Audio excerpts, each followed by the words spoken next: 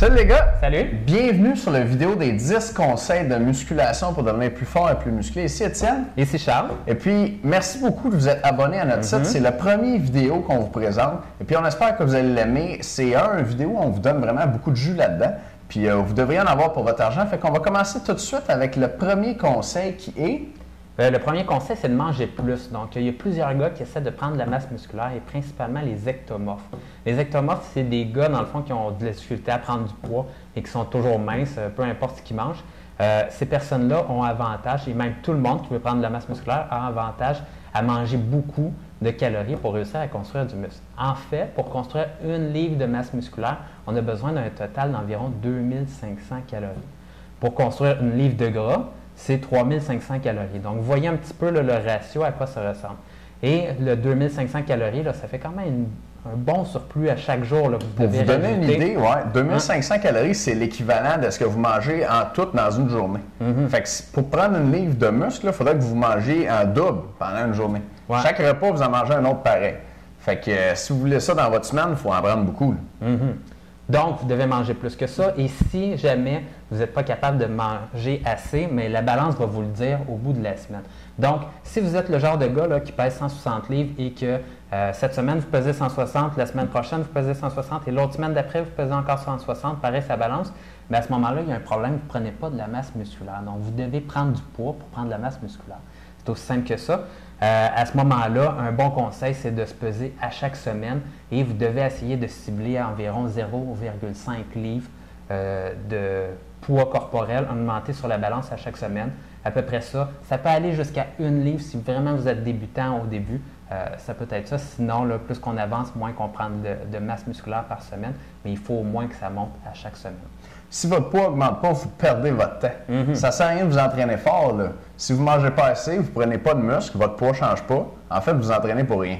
Donc, pesez-vous, puis assurez-vous de manger beaucoup pour prendre la masse musculaire. Une bonne recommandation pour commencer, c'est 18 calories par livre de poids.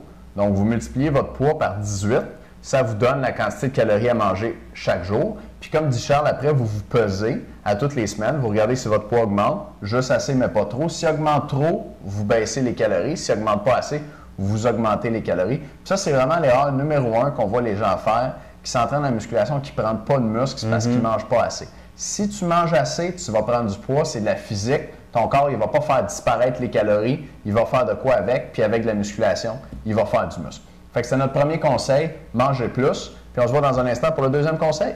Conseil suivant, les protéines. Du muscle, c'est fait presque principalement de protéines. En fait, la chose qu'il y a de plus dans un muscle, c'est de l'eau.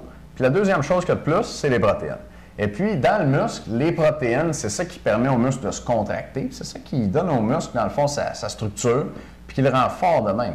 Et puis, on sait que quand on mange plus de protéines, on prend plus de masse musculaire. C'est prouvé scientifiquement, ça. Puis Charles, tu sais combien de protéines il faut manger? Oui, absolument. Vous devez regarder votre poids en livres. Donc, par exemple, si vous pesez 160 livres, on va vouloir 1 gramme de protéines par livre de poids corporel. Une fois que vous avez trouvé ce montant-là, donc pour une personne de 160 livres, c'est 160 grammes. Et ensuite de ça, on va faire plus 10. Ça va donner 170 grammes de protéines par jour. C'est la quantité idéale de protéines que vous devez manger finalement pour réussir à construire un maximum de masse musculaire. Effectivement, les protéines, ça va aider à vos muscles à récupérer après l'entraînement et à se reconstruire. Parce qu'on sait que l'entraînement, ça endommage les muscles, ça endommage les protéines musculaires. Donc, votre corps doit remplacer ces protéines-là par de nouvelles protéines en santé, si on veut. Et en plus de remplacer les anciennes, il doit en construire de nouvelles protéines musculaires. Fait que vous devez en manger pas mal pour ça. L'autre chose aussi intéressante, c'est de savoir que le plus important, c'est la quantité totale durant une journée, mais c'est important aussi d'en manger proche de son entraînement. Ça a été montré dans les recherches comme quoi que ça crée plus de muscles. Ça permet aux muscles de récupérer tout de suite après l'entraînement. Donc, c'est important aussi d'en manger tout de suite avant, après l'entraînement, finalement, tout proche de votre entraînement. Effectivement. Si vous prenez des shakes, la meilleure source de protéines, c'est les protéines du lait. Si vous pouvez trouver ça, c'est assez rare. Par contre, si vous ne pouvez pas en trouver, la protéine de lactosérum ou le whey, c'est très bon aussi. Vous pouvez prendre jusqu'à 40 grammes avant votre entraînement et 40 grammes après votre entraînement. Ça, c'est en général 2 scoops dans vos poudres de protéines. Sinon, pour le reste de la journée, les meilleures sources de protéines, ce sont les protéines animales. Donc, on se parle de viande rouge, volaille, dinde, poulet, les œufs, les poissons, les produits laitiers, donc le yogourt, le fromage et le lait. Et puis, j'en oublie un, les protéines animales. Ça ne me revient pas. Ça ne me revient pas. Mais sinon, c'est les protéines végétales. Les protéines végétales, on pense aux noix puis au soya, qui n'est pas mauvais non plus. Mais les noix puis le soya, c'est moins bon que les protéines animales que je vous mentionnais. Donc, dans votre journée, assurez-vous d'avoir votre poids en livres plus 10 grammes de protéines.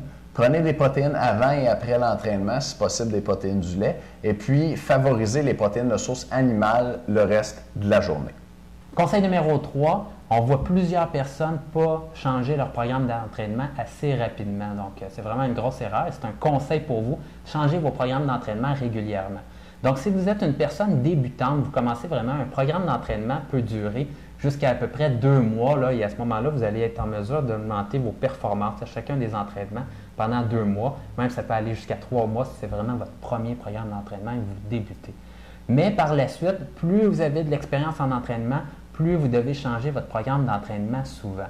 Donc, une façon agréable de le faire, ça peut être de le changer à tous les mois. Sinon, même les athlètes de haut niveau aux Olympiques vont changer probablement aux 2 semaines ou à la semaine. Et même ces athlètes-là, souvent, vont faire des séances différentes à l'intérieur de la même semaine. Donc, ils vont toucher à des qualités différentes comme ceci, puisque leur corps s'habitue très, très vite à un même stimulus d'entraînement, donc à une séance similaire. Donc, changez votre programme régulièrement.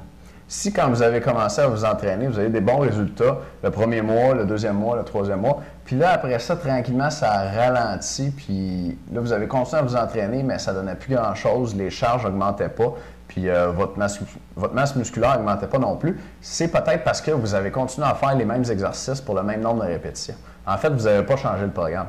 Puis c'est important de changer le programme parce que le corps s'adapte. Puis là, après votre premier 3 mois, mettons, il est adapté. Puis là, il refait tout le temps la même chose. Puis il trouve que c'est une joke, c'est trop facile. Fait que c'est très important de changer de programme pour varier le stimulus d'entraînement et puis de continuer à progresser. Et puis, une bonne recommandation, c'est de changer de programme à tous les mois. 4e conseil pour vous, vous entraînez en force. Pourquoi s'entraîner en force, Charles? C'est une bonne idée, ça. Pour s'entraîner en force, finalement, c'est qu'il y a des gens qui s'entraînent toujours en hypertrophie. Donc, ce que je veux dire par là, c'est des gens qui vont s'entraîner dans la brochette de 8 à 12 répétitions à peu près. Donc, le 8 à 12 répétitions, ça va vous permettre de gagner de la masse musculaire. C'est vraiment le bon chiffre pour vraiment stimuler vos muscles et avoir le phénomène aussi d'avoir les bras pompés à la fin de votre entraînement. Par contre, si vous limitez toujours à ça, vous ne réussirez pas à progresser complètement et aller chercher votre plein potentiel en force. Donc, je vous donne un bon exemple. Disons qu'aujourd'hui, votre maximum pour une répétition, c'est 50 livres pour soulever votre poids comme ceci. À ce moment-là... C'est bon, en passant, si vous soulevez 50 livres comme ça. Oui, c'est quand même bon. Mais à ce moment-là, probablement que pour 10 répétitions, vous allez être capable d'utiliser comme 35 livres. Maintenant, si vous faites une phase de force, donc quelques semaines, et à ce moment-là, s'entraîner en force, ça veut dire des temps de repos plus longs entre chacune de vos séries, et ça veut dire de s'entraîner avec des répétitions plus allant de, par exemple, 3 à 6 répétitions seulement. Donc, à ce moment-là, si vous faites une phase comme ça, vous réussissez à améliorer votre force. Donc, pour une répétition, vous êtes plus capable de soulever 50 livres, mais maintenant 60 livres. À ce moment-là, votre 35 livres que vous utilisez pour faire 10 répétitions, probablement qu'il va devenir un 40 ou 45 livres. Et là, à ce moment-là, vous allez pouvoir mettre plus de pression sur vos muscles à chacune des séries et causer plus de dommages musculaires et forcer vos muscles à grossir plus. C'est sûr que si le poids est plus lourd, il va y avoir plus de dommages sur vos muscles, puis vos muscles n'auront pas le choix de grossir. C'est clair, ça. Donc, entraînez-vous en force de temps en temps.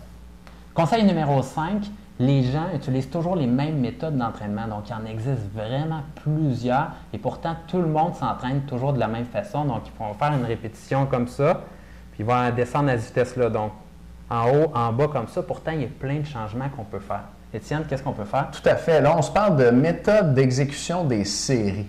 Parce que c'est vrai qu'on peut changer les répétitions, les exercices, mais les séries, si vous les faites toujours de la même façon, votre muscle, sa vitesse de contraction, si on veut, ou son mode de contraction, il va s'habituer à ça aussi. C'est une bonne idée de varier la méthode d'exécution de vos séries. Puis ça, il n'y a presque personne qui en parle. Pourtant, c'est une variable importante sur laquelle on peut jouer. Donc, Charles vous disait, là, on exécute nos répétitions, dans le fond, à vitesse normale. Vous pouvez faire des répétitions plus lentes, donc la méthode super slow qu'on appelle, ou vous pouvez faire des répétitions plus rapides, de façon explosive. Ça entraîne votre puissance. Et puis, il y a un paquet de techniques qui vous permettent de faire ça. En fait, on a déjà ajouté un DVD avec 21 de ces techniques-là.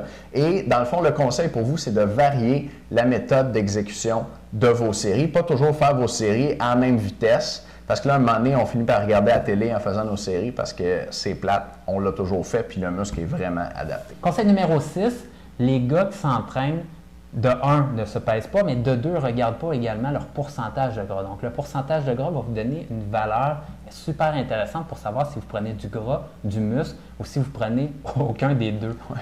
Le pourcentage de gras, ça paraît un peu exotique, là, mais c'est pas si dur à mesurer que ça. Ça se fait, il y a des balances spéciales, saviez-vous ça, qui mesurent pas juste votre poids, mais aussi votre pourcentage de gras. J'en ai une ici, c'est la méthode par bio-impédance. Bio comme biologique, puis impédance comme dans le courant électrique. Impédance électrique. Parce que dans ces balances-là, il y a un émetteur puis un récepteur en dessous de vos pieds.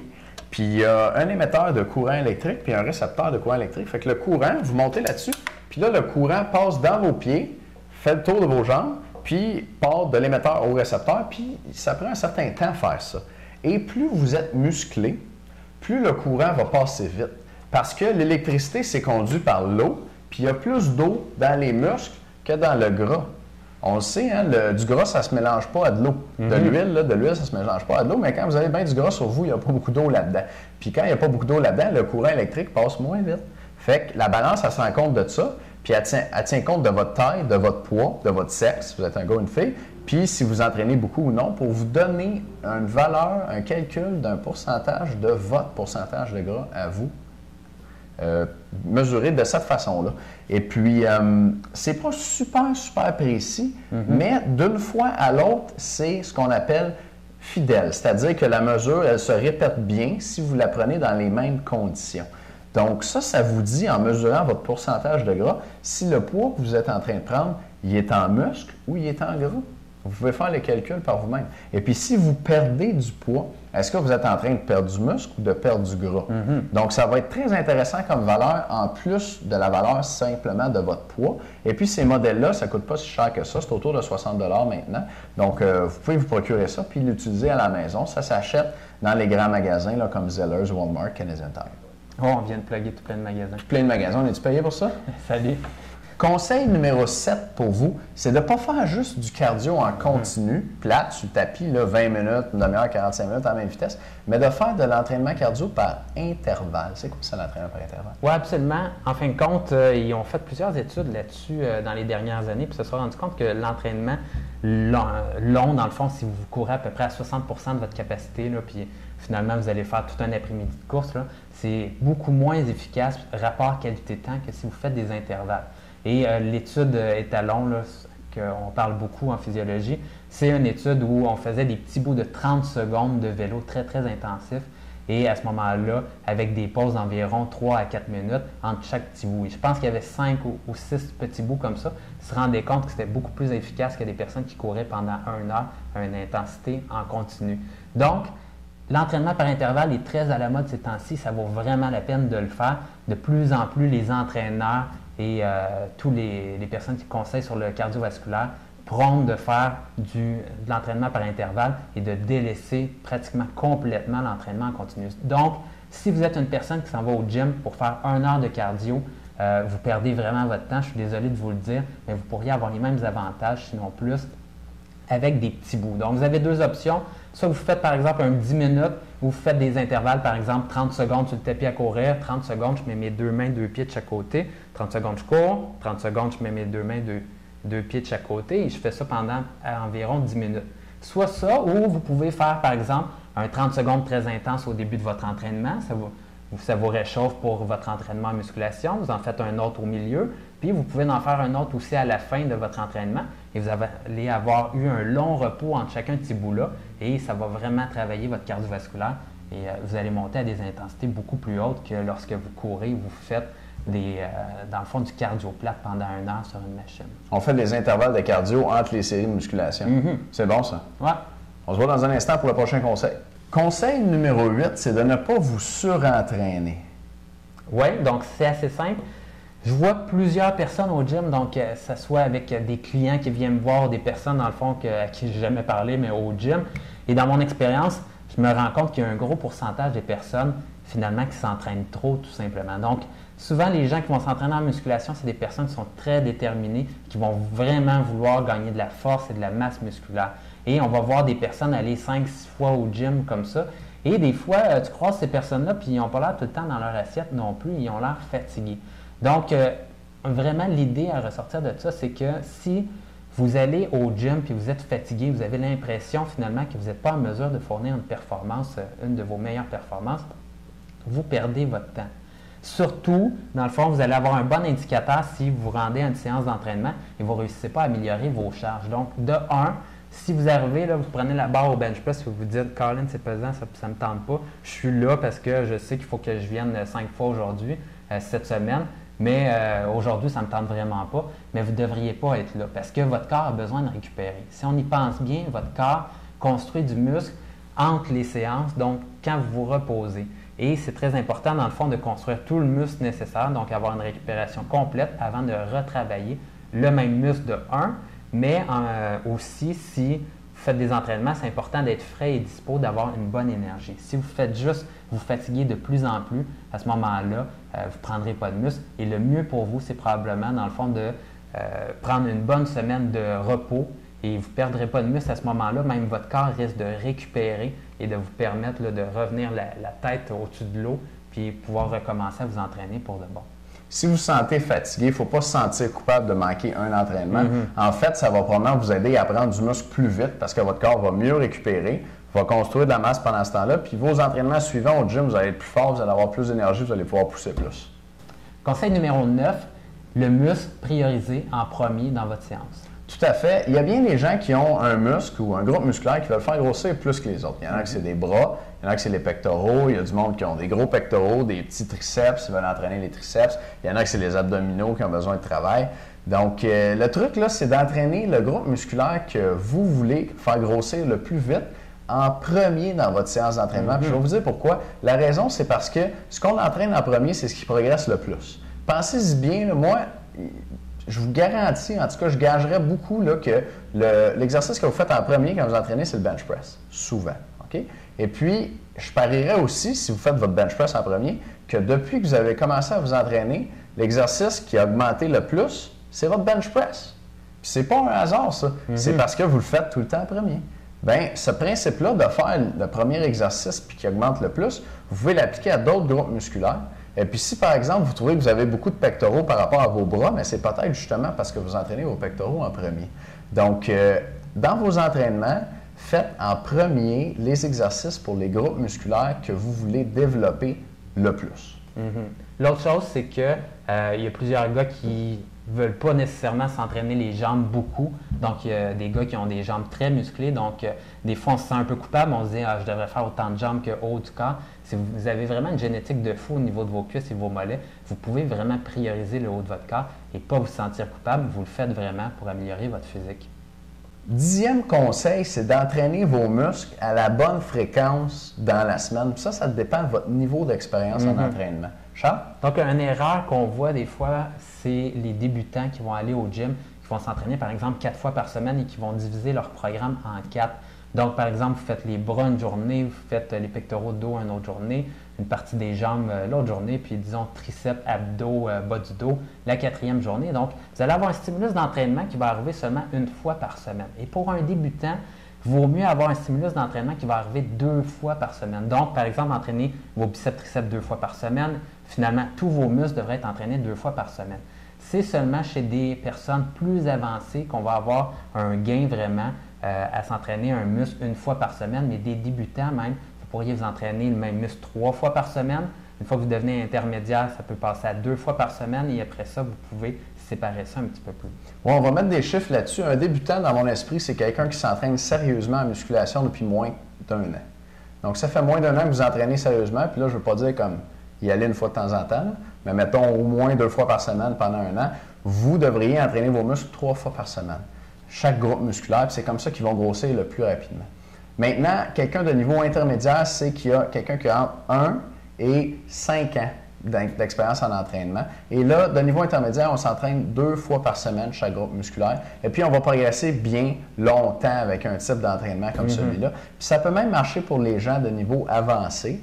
Ça, c'est-à-dire 5 ans et plus. De niveau avancé, vous pouvez continuer sur 2 fois par semaine si ça marche pour vous, mais il y a beaucoup de gens qui ont beaucoup d'expérience en musculation qui progressent bien avec des programmes à 1 fois par semaine chaque groupe musculaire. Puis la raison, c'est que plus on prend l'expérience en musculation, plus on gagne en force, puis on gagne en masse. Donc ça progresse bien. Mais ce qui progresse moins vite, c'est notre capacité de récupération. Ça ne change pas tant que ça. Donc imaginez ça, vous avez 10 ans d'expérience en musculation, vous vous entraînez super fort, mais vous ne récupérez pas aussi fort que vous vous entraînez. Donc, ça vous prend plus de temps pour récupérer.